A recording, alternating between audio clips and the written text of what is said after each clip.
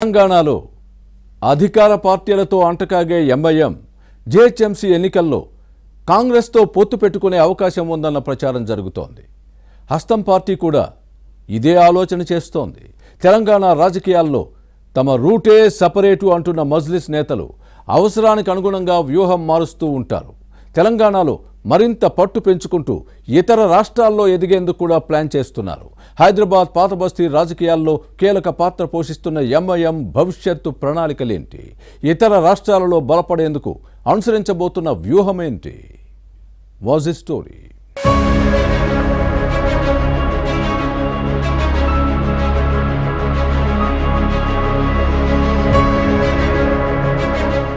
MIM పేరుకు జాతీయ party అయినా గతంలో హైదరాబాద్ పాత బస్తీకే పరిమితమైంది.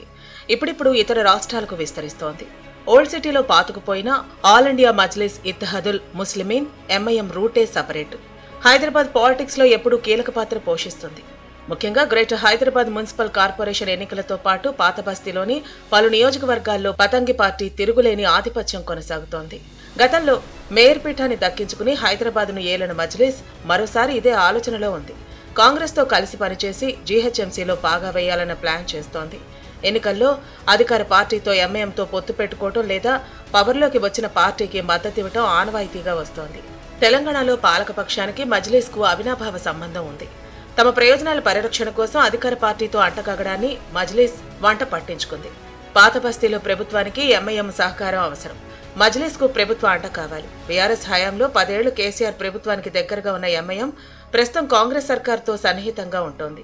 ముఖ్యంగా హైదరాబాద్ లో పట్టు నిలుపుకోవాలంటే పవర్లో ఉన్న పార్టీతో సఖ్యతగా ఉండటం ఎంఐఎంకు వెన్నతో పెట్టిన విద్య.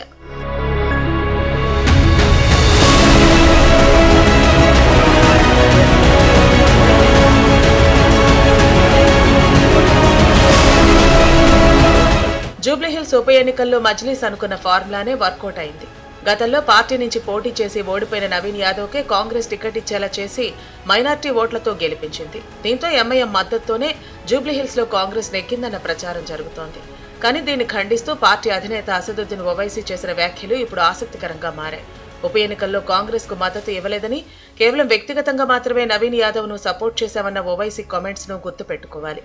కాంగ్రెస్ మద్దతు ఇచ్చామంటే బీఆర్ఎస్ పార్టీతో ఎంఐఎంకు చెడిందన్న మెసేజ్ ప్రజల్లో వెళ్లే అవకాశం ఉంది.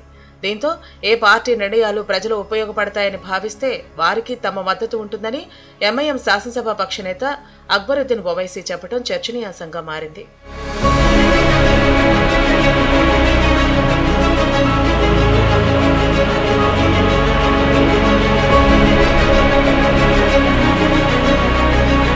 వచ్చే గ్రేటర్ హైదరాబాద్ మున్సిపల్ కార్పొరేషన్ ఎన్నికల్లో కాంగ్రెస్ ఎంఐఎం పొత్తు పెట్టుకుని పోటీ చేయొచ్చన్న ప్రచారం జరుగుతోంది. ఇది కార్యరూపం దాలిస్తే పతంగి పార్టీ మేయర్ లేదా డిప్యూటీ మేయర్ పీఠాన్ని అడిగే అవకాశం ఉంది.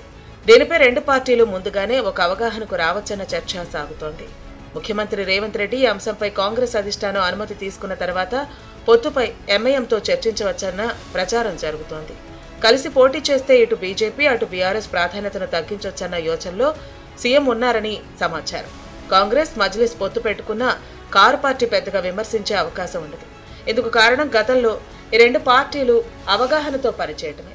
ఇక మతతత్వ మజ్లిస్తో కాంగ్రెస్ జట్టు కట్టిందని నరనరాయణ హిందుత్వ భావజాలాన్ని నింపుకున్న బీజేపీ వేలెత్తి చూపొచ్చు.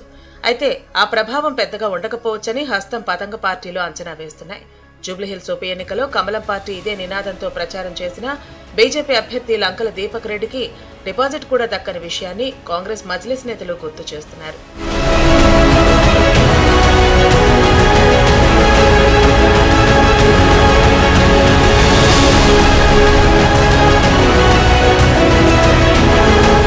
ఇక మజ్లిస్ దేశంలో తన బేస్ ను పెంచుకుంటోంది. ఇటీవల జరిగిన బీహార్ ఎన్నికల్లో 5 అసెంబ్లీ స్థానాలను గెలుచుకుని భారీగా కాంగ్రెస్ ఓటు బ్యాంకును చీల్చి బీజేపీకి సహకరించిందన్న విమర్శలను మూటగట్టుకుంది.